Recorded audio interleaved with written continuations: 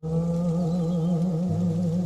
the autumn and the leaves of golden brown will come tumbling down. Hey everybody, Brent back with you. So I have one card to show today, but before I show this card, I want to ask a question. Is there a card in your collection? Doesn't matter if it's baseball, football, hockey, basketball, non-sports, that epitomizes a season. Now, I mean by season, not like a sports season, but the actual seasons: winter, spring, summer, fall, for all of you who don't know what our four seasons are. Is there a card that like depicts this, either blatantly, or maybe there's a image or a remembrance of that image or that player that evokes, I don't know, rain or snow or the turning of the seasons or the holidays or whatever that that is special to you or comes to mind when I ask this question? There was a card I saw on eBay a few weeks back, and vintage card, and the price was low for such a great looking example of this card. And I'll actually probably include this card in the thumbnail for this video, so you probably would have seen it by now. Um, but it's of a no name, a guy that I didn't know about. But the beauty of collecting, the beauty of vintage cards, is finding out more about this person, not just as a player, but as a person. One of my most favorite things in this hobby is to dive deep and to find things out about these nondescript, oft forgotten players. And this is definitely one of them. But it's the image itself that just showcases fall, autumn, the beauty of football going into the fall. Baseball's wrapping up. I know we have the championship series that are starting. So October is obviously a huge month for baseball as well. But for football, this is, you're getting into the thick of things here, whether it be college or professional. So I'm going to turn the camera around and we're going to look at this card. And I want you also to be thinking as I'm showing you this card and telling you about the player and the person. Maybe there's a card in your collection that speaks to you in the same way that this card spoke to me. All right, so let's take a look at it. So here it is, the 1950 Bowman number 62 Bob Perina. I'm assuming I'm saying his name correctly. But just take a look at this image. I mean, it's just the epitome of, in my opinion, this is what vintage football cards are all about.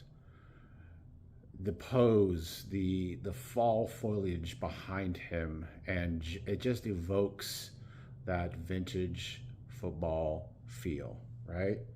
It's perfect to me. And the price that I paid for this card, I mean, I don't usually disclose the prices that I pay, but this was $30, 35 shipped for a 5.5 SGC 1950 Bowman football card. Now, again, it helps that this is, a player that falls under the classification of a no name, but it was the image, right? Good centering. These cards can obviously, like most of these era, can be off-centered often, and it just spoke to me, and I had to get it because this is a beautiful card. This is what I'm all about, is beautiful artwork and aesthetics, and this epitomizes fall football to me. So be thinking of a card that maybe speaks to you in the same way. Vintage, modern, doesn't really matter. I would like to maybe, either comment down below, or if you're feeling sassy, maybe make a video, show me your seasonal specific cards and, anything that you have in your collection that speaks to you. But let's get to know Bob a little better, shall we? So here's where the beauty of finding out more about a player is such a joy. So I went onto his Wikipedia page, and there literally is nothing there besides the fact that he played for the certain teams that he played for. But what we can do is we can turn this in the back, and let me turn this around. Hopefully this is readable. Yeah, that's not that bad. Started pro football career with the Yanks in 1946, traded to the Chicago Rockets, the Hornets 1947. It basically tells all the teams that he played for. He played left and right Right half for Princeton. He was an all-Eastern player, outstanding runner and passer, skilled at pass receiving, considered one of the best defensive backs. So again, many of you know that players played many positions back then. And although it lists him as a halfback, which he's depicted on the front as well, he was brought in, he started as a defensive back. And I'll get to that more in a second. But the last sentence really speaks to me. Bob sells radios during the off season.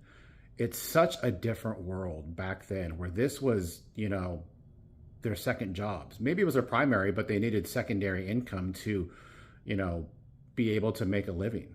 And many players, you'll see on the back of cards that they had another side hustle. Or you know what? Some of it, maybe football's their side hustle. It didn't pay a whole lot back then. So I find that just amazingly interesting to see what other jobs these players have in addition to being on a team like the Chicago Bears. I mean, this guy is a halfback for the Chicago Bears, and he's got to sell radios in the offseason. Just a different world, man. So let me give you some facts here. So what wasn't included in his Wikipedia page, which was pretty much nothing, and what's not included on the back of this card is that Bob enlisted in the Marines after graduated in 1943 from Princeton. He was part of the Iwo Jima invasion and was wounded during battle. He received a Purple Heart and a Bronze Star for his heroism. After the war, he was among the returning veterans wooed by the newly formed All-American Football Conference, the AAFC. He started with the hometown Yankees, joining a powerhouse backfield. They rolled to the division title with a 10-3-1 record, but lost to the Browns in the championship. The Browns were just a juggernaut back then. But he was the primary punt returner, as well as starting defensive back, running back, and passer. So he was the primary punt returner. He started at defensive back. He was also a running back and a backup quarterback. He filled the same roles for the Brooklyn Dodgers, who finished 3-10-1. Once he was the NFL, he was with the he played with the Chicago Rockets, and then 6 more with the NFL Chicago Bears in 1949. He played 1 more season in 1950 with the Baltimore Colts. And this, oh, and by the way, I'm getting this information from it was NewJerseySportsHeroes.com. I had to dig deep to find anything about this guy. The last sentence they have on his bio here, it says, the defense was so horrible with Baltimore that he decided to retire after 1 game.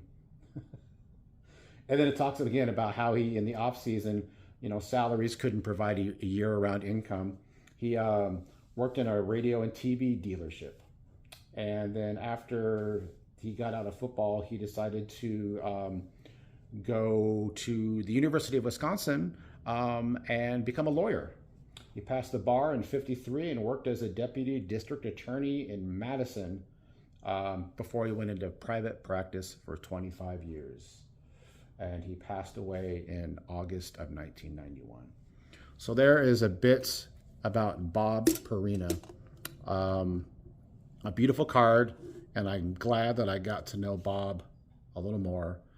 Thank you for your service, Bob, and thank you, Bowman, for an absolutely beautiful card. All right, I appreciate you guys. Thanks for watching, and we'll talk to you next time. Bye.